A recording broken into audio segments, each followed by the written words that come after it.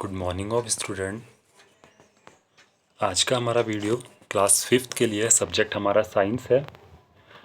Class 5th में हम lesson number जो हमारा फर्स्ट था प्लांट रिप्रोडक्शन, उसमें हम पहले भी कुछ चीज़ें पढ़ चुके थे। आज हम लेसन नंबर फर्स्ट में पढ़ेंगे एग्रीकल्चर।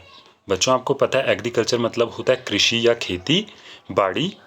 तो आज हम इसके बारे में पढ़ेंगे कैसे हम अपनी कृषि जो होती है, अपनी खेती बाड़ी जो अपना एग्रीकल्चर होता है, कैसे हम इसमें इम्प्रूवमेंट कर सकते हैं।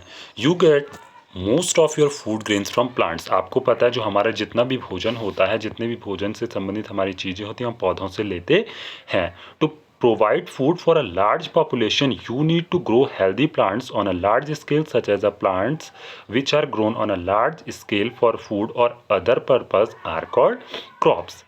To provide food for a large population, जब क्या होता है भोजन को हमें बहुत ज़्यादा लोगों के लिए ग्रो करना होता है।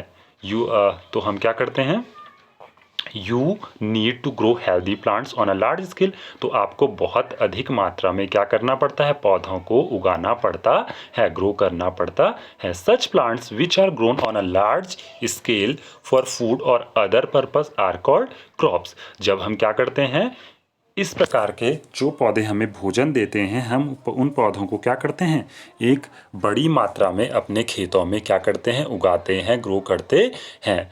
तो किस चीज़ के लिए, या तो भोजन के लिए या अपने उपयोग के कुछ अन्य चीज़ों के लिए। तो उन्हें क्या कहा जाता है, ऐसे पौधों को क्रॉप्स कहा जाता है, जिसे हम हिंदी में कहते हैं फसल। ठीक है। The practice of growing crops is called agriculture. और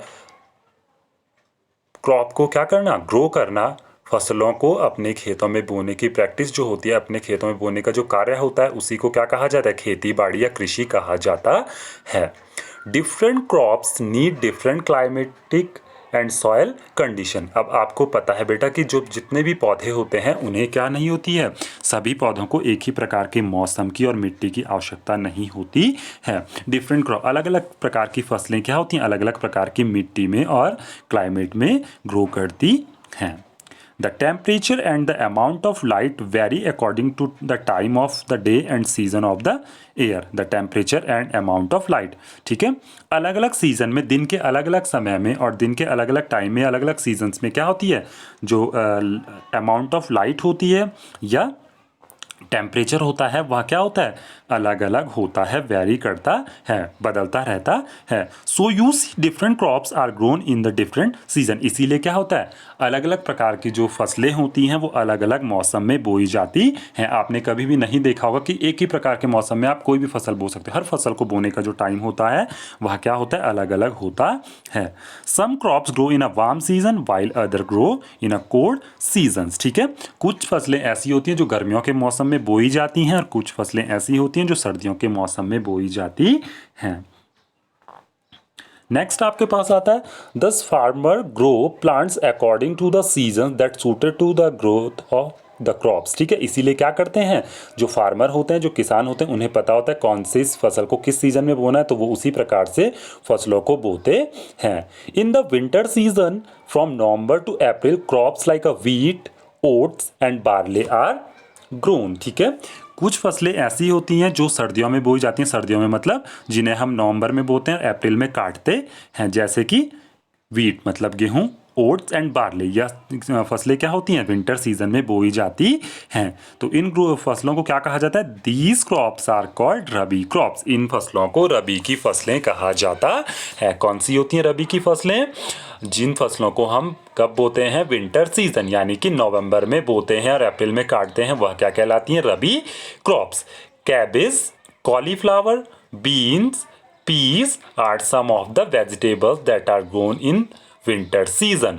कुछ सब्जियां जैसे कि cabbage, cauliflower, beans, peas are, यह भी क्या होती हैं, यह सभी भी विंटर में बोई जाती हैं, तो इन्हें भी हम रबी क्रॉप में रखते हैं। ठीक है। Crops which are grown in the summer season, वह फसलें जो हम क्या कब बोते हैं, गर्मियों के मौसम में बोते हैं। फ्रॉम जून टू अक्टूबर, जून में बोते हैं और उनकी कटाई कब की जाती है, उन्हें कब हार्वेस्ट किया जाता है, अक्टूबर में। ठीक है। Such as rice, maize and millets are called kharif crops. जैसे कि राइस, मेज एंड मिलेट्स, यह क्या कहलाती हैं? खरीफ क्रॉप्स। ऐसी फसलें जिन्हें हम गर्मियों में बोते हैं यानी कि जून में बोते हैं और अक्टूबर में काटते हैं, ऐसी फसलों को खरीफ की फसलें कहा जाता है। Vegetables like a pumpkin, brinjals, gourd also grow well in summer season. कुछ सब्जियां जो कि खरीफ क्रॉप में आती हैं वो क्या आपकी हैं? Pumpkin, brinjal and gourd. यह सब गर्मियों में बोई जाती हैं, यह खरीफ की फसलें कहलाती हैं। नेक्स्ट आपके पास आएगा increasing crop productivity.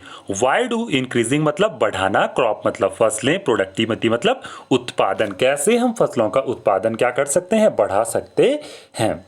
Y do farmers add manure and fertilizers to the soil. कभी आपने देखा होगा, आपके पास बगल में पिक्चर भी बना है। क्यों आपने देखा है कि जो किसान होता है वो खेतों में क्या करता है? फर्टिलाइजर का और मैन्यूर का छिड़काव करता है। क्यों करता है? When crops are grown in the field year after year the soil becomes poor in the minerals. ठीक है, आपने देखा होगा कि किसान सारे साल भर खेतों में क्या करता है? फसलें बोता है। फसलें बोने के कारण क्या हो जाता है? धीरे धीरे करके सॉइल क्या हो जाती है? कमजोर हो जाती है, पुअर हो जाती है। उसके अंदर के जितने सारे मिनरल्स होते हैं वो क्या होने लग जाते हैं? धीरे धीरे पेड़ पौधे सारे ले लेते हैं।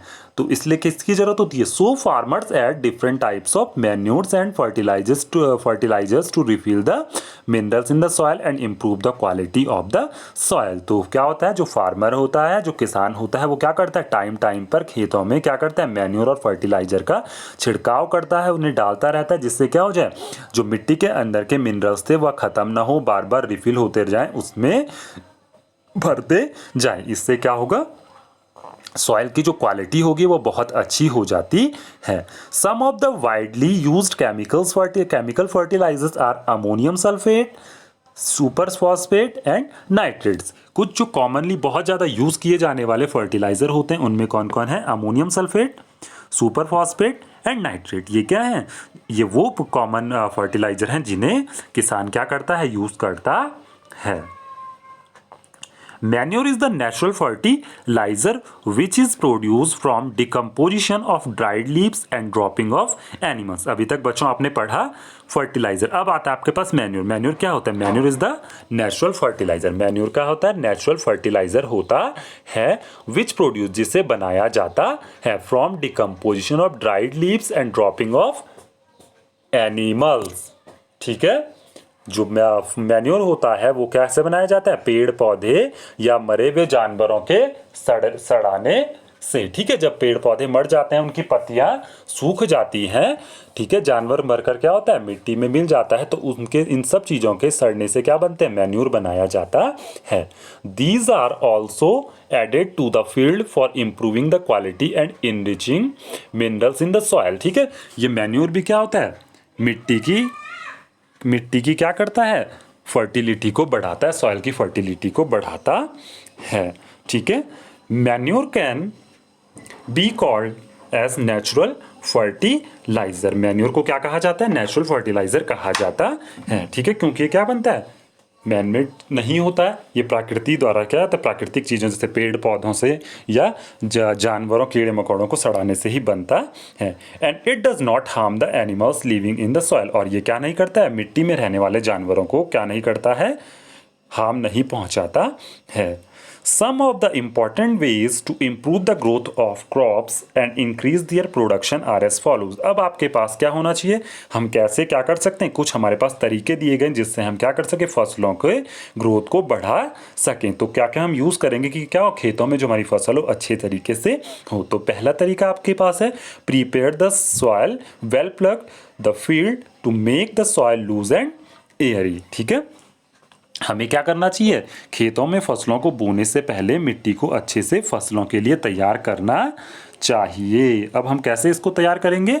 हम इसमें क्या कर सकते हैं? वेल प्लग, अच्छे से हल लगाकर इसको लूज और एयरी बनाते हैं, जिससे इसमें क्या हो सके? पानी और हवा दोनों चीज़ें जा सके। Also add the right kind of right amount of fertilizer to it. इसमें सही मात्रा में हमें क्या मिलाना चाहिए? फर्टिलाइजर और मैन्यूर मिलाना चाहिए, जिससे सॉइल की फर्टिलिटी बढ़ जाए।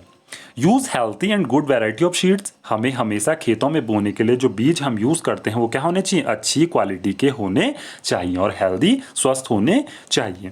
Water the field well with right amount of water. ठीक है, हमें खेतों में समय समय पर फसलों को पानी देते रहना चाहिए, जिससे क्या ना हो, फसलें सूखे ना। Protect plants from diseases and harmful insect and pets from the this for this fungicides, insecticide and pesticide should be spread. हमें क्या करना चाहिए, हार्मफुल इंसेक्ट और पेस्ट, कीड़े मकोड़ों से हमें क्या करना चाहिए, पौधों को समय समय पर बचाना चाहिए और उन पर लगने वाली बीमारियों से भी पौधों को बचाना चाहिए। इसके लिए हमें क्या करना चाहिए, फंजीसाइड, इंसेक्टिसाइड्स और पेस्टिसाइड्स का यूज़ करना चाहिए। हमें इसका छिड़काव क्या करना चाहिए, खेतों में करना चाहिए। Protect plants from being eaten by grazing animals. अगर फसल तैयार हो जाती है पकने के लिए, काटने के लिए, तो हमें इसे बचाना चाहिए। किससे, ऐसे जानवरों से जो क्या कर जाते हैं, इसे खा जाते हैं। चरने वाले जानवरों से इनको बचाना चाहिए, जो आपके हर्बीवोर्स होते हैं। Proper store the harvested crop to protect it from moisture, germs and animals like moles, rats and insect. हमें क्या करना चाहिए, जब हम क्या कर दें, हमारी फसल पक जाती है, हम इसे काट लेते हैं, तो हमें इसको सही तरीके से क्या करना चाहिए, स्टोर करके रखना चाहिए। इसे नमी और पानी से बचाना चाहिए जिससे यह सड़े ना। इसको जर्म्स और एनिमल्स से बचाना चाहिए जो क्या ना करें, इसे खाए ना, इसे नुकसान ना पहुंचा। जैसे चूहे आपने देखा होगा क्या करते हैं, ग्रेन्स को खा जाते हैं, इंसेक्ट खा जाते हैं। तो इन सब चीज़ों से हमें फसलों को बचाना चाहिए, हमें ग्रेन्स को बचाना चाहिए। तो आई होप बेटा आपको ये वीडियो समझ में आएगा और आप इसको क्या करोगे, वॉच करोगे, अगेन एंड अगेन वॉच करोगे, जब तक कि आपको इसको, आप इस टॉपिक को समझ नहीं लेते हो। Okay and thank you.